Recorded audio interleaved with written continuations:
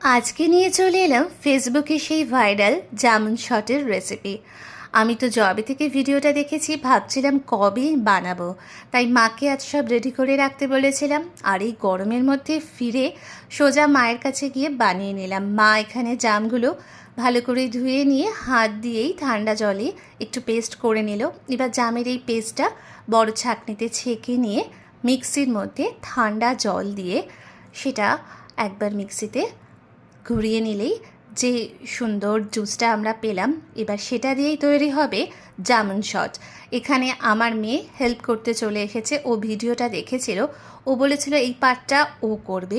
তাই এখানে ও rock salt দিয়ে একটা ট্রের মধ্যে গ্লাসের ঢাকনার উপরে এইভাবে গ্লাসটাকে প্লেস করতে হবে যাতে গ্লাসে চারিদিকে ভালোভাবে ব্ল্যাক সল্টটা লেগে যায়।